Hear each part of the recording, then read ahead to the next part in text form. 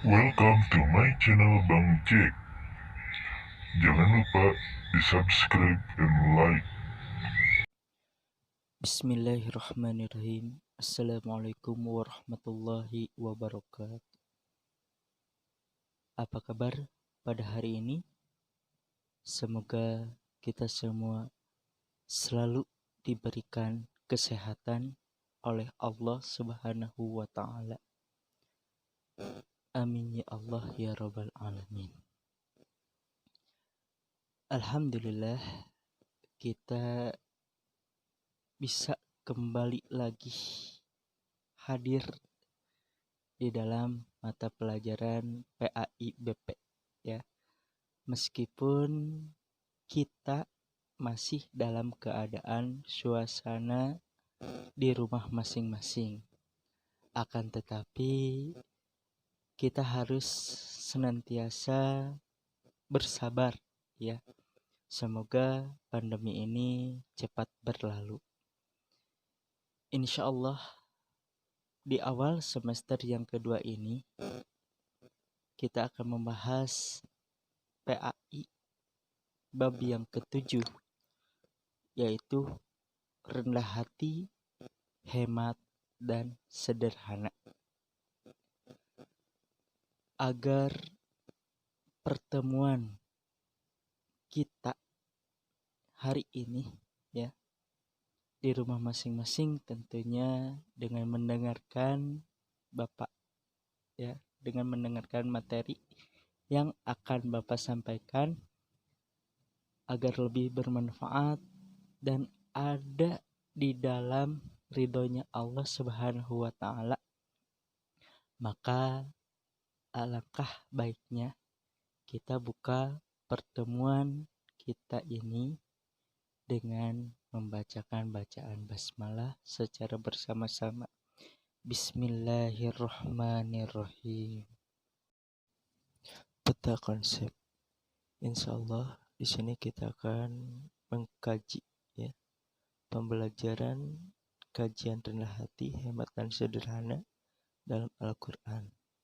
Yang pertama kita akan membaca Al-Quran tentang rendah hati, hemat dan sederhana.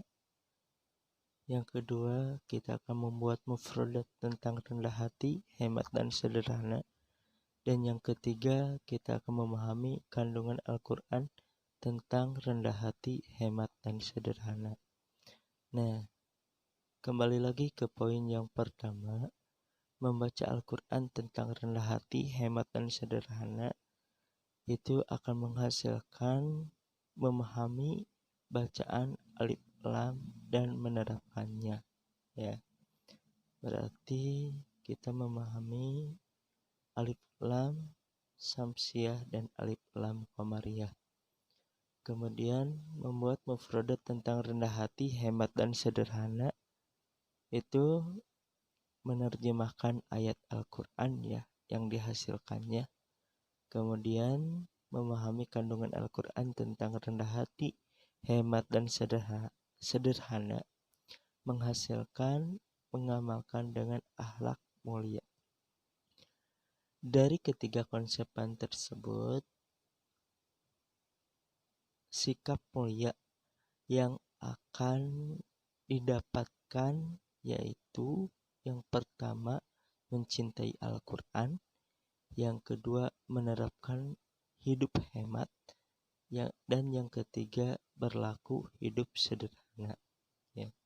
Sebetulnya masih banyak yang bisa diterapkan di sikap mulia ini dari kajian rendah hati, hemat dan sederhana.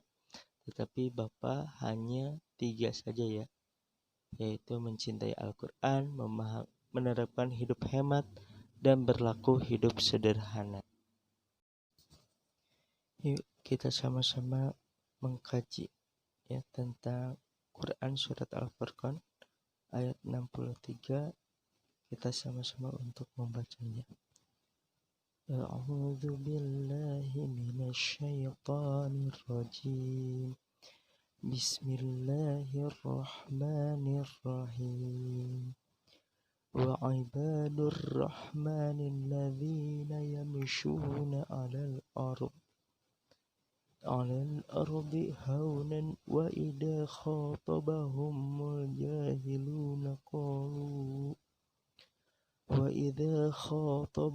الجاهلون قالوا سلاما, yang artinya, dan hamba-hamba Tuhan yang Maha Penyayang itu ialah orang-orang yang berjalan di atas bumi dengan rendah hati, dan apabila orang-orang jahil menyapa mereka, mereka mengucapkan kata-kata yang mengandung keselamatan.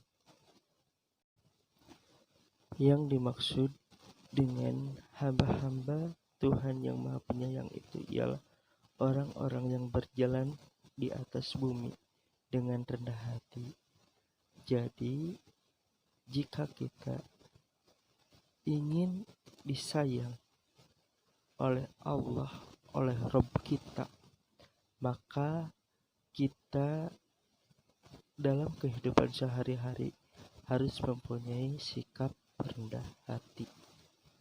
Kemudian apabila ada orang-orang yang jahil yang menyapa mereka mengucapkan kata-kata yang mengandung keselamatan.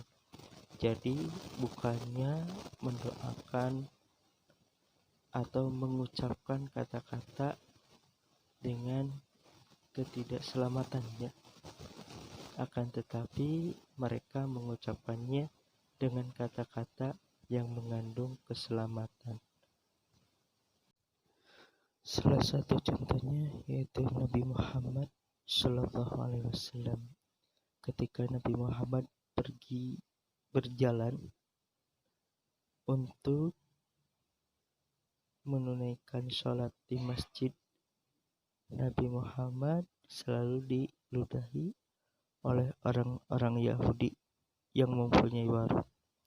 Lantas pada suatu hari, orang yang suka meludahi Nabi Muhammad itu tidak ada. Akhirnya Nabi Muhammad bertanya kepada tetangga yang di sebelah warung, "Ya fulan, kemana orang yang biasa meludahi saya?" Kata orang tersebut, si fulan, "Ya Muhammad, orang yang suka meludahi Nabi Muhammad sedang dalam keadaan sakit keras." Lantas Nabi Muhammad menjenguk orang yang suka meludahi. Nah, sesudah sampai di rumahnya, Nabi Muhammad kemudian langsung menemuinya, bahkan mendoakannya agar mendapatkan kesembuhan. Lantas orang yang suka meludahi Nabi Muhammad pun menangis melihat kedermawanan Nabi Muhammad, melihat kedermawanan Muhammad. Kemudian langsung saja orang yang suka meludahi Nabi Muhammad itu masuk ke dalam agama Islam. Itu salah satu kebaikan. Itu salah satu kebaikan yang rendah hati, orang yang rendah hati yang sedang berjalan di muka bumi, di atas bumi dengan rendah hati, dan ada orang-orang yang jahil yang menyapa mereka mengucapkan kata-kata yang mengandung keselamatan. Contohnya mendoakan orang yang sedang dalam keadaan sakit. Ya. Itu salah satu contoh dari Quran surat Al-Furqan ayat 63. Yang kedua ialah Quran surat Al-Isra ayat 27. Yuk kita sama-sama baca. A'udzu billahi minasyaitonir rajim. Bismillahirrahmanirrahim. Innal mubadzirina kanu ikhwana syayatin wa kana syaitanu lirabbihi kafura. Sesungguhnya pemboros-pemboros itu adalah saudara-saudaranya setan. Dan setan itu adalah sangat ingkar kepada Tuhannya. Jadi, di dalam Quran surat Al-Isra ayat 27 ini menjelaskan bahwasannya kita sebagai orang muslim jangan sekali-kali kita memboros-boroskan harta, ya. Karena orang-orang yang memboroskan harta ialah saudaranya setan. Ini sudah jelas ya di dalam Al-Qur'an. Sudah Allah katakan. Contohnya seperti apa? Contohnya apabila kita sedang melaksanakan puasa, baik puasa wajib ataupun puasa sunnah, Senin dan Kamis, kan kita selalu ingin makanan A, ingin makanan B, ingin makanan C, segala dibeli, akhirnya banyak. Nah, setelah adzan berkumandang, Allahu Akbar, tandanya buka, ya, tandanya buka saum. Nah, setelah itu makanan-makanan yang kita siapkan dari sore tadi, ya, dari sore itu tidak kemakan semuanya. Nah, itu yang dimaksud dengan memboroskan makanan atau memboroskan harta. Ya, sahabat-sahabatku semuanya, kita akan mengenal ilmu tajwid, sebagian ilmu tajwid, ya, yaitu bacaan mad. Bacaan mad terbagi ke dalam dua bagian. Yang pertama ada mad asli atau mad tabi'i. Yang kedua ada mad turunan atau mad far'i, ya. Kemudian mad far'i itu di sini kita dibaginya ke dalam 4 bagian, ya. Sebetulnya mad turunan atau mad far'i itu banyak, tetapi apa yang akan kita bahas di dalam mata pelajaran PAI kali ini hanya 4 mad far'i saja, yaitu yang pertama mad wajib mutasil, yang kedua mad jaiz munfasil, yang ketiga mad arid li sukun, dan yang keempat ialah mad iwad. Yang pertama kita akan mengenal mad asli.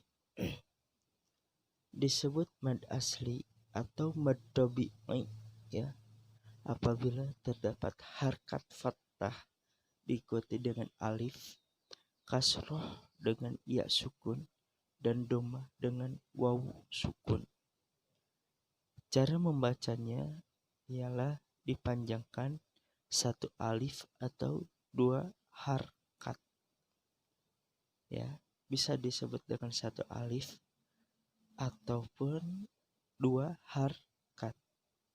Contohnya idza jaa nasrullahi wal fath.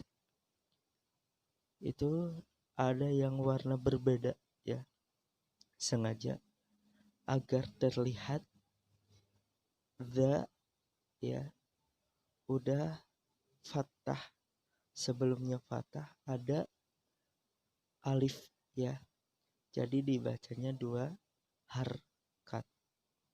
Bisa diayun, pembacaannya bisa diayun. Contohnya idza jaa nasrullahi wal fath. Idza jaa nasrullahi wal fath. Dza, ya. Yang kedua ada wala antum abiduna ma a'bud. Nah, itu dzu. Setelah dhammah ada waw, dzu. Kemudian ada fi jidiha hablum mim masad, ya. Fi ji, ya. Pembacaannya seperti itu. Yang kedua ada mad wajib muttasil. Disebut dengan mad wajib muttasil apabila terdapat mad tabi'i diikuti hamzah dalam satu kalimat. Contohnya idza jaa, sawaun, jaa, ji'a. Kemudian yang ketiga ada mad jaiz munfasil. Disebut dengan mad wajib munfasil apabila terdapat mad tabi'i diikuti hamzah namun dalam lafaz yang berbeda. Cara membacanya dipanjangkan 1 alif, 2 alif atau 2,5 alif. Contohnya inna anzalnahu intaliqu ila, dan inna a'tainaka. Mad arid apabila terdapat mad tabi'i diikuti waqaf atau terdapat mad tabi'i di akhir ayat. Cara membacanya dipanjangkan 1 alif, 2 alif atau 3 alif. Contoh Rabbil alamin, malikin nas, ma ta'buduna, ya. Jadi dipanjangkannya 1 alif, 2 alif atau 3 alif, 2 harkat, 4 harkat atau 6 harkat. Terakhir di pertemuan ini kita mengenal tentang mad iwad. Disebut dengan mad iwad apabila ada fathah tanwin terletak pada waqaf pada akhir kalimat. Contohnya afwaja, tawwaba, wa yansurukallahu nasran aziza. Sampai jumpa lagi dalam video-video selanjutnya. Wassalamualaikum warahmatullahi wabarakatuh.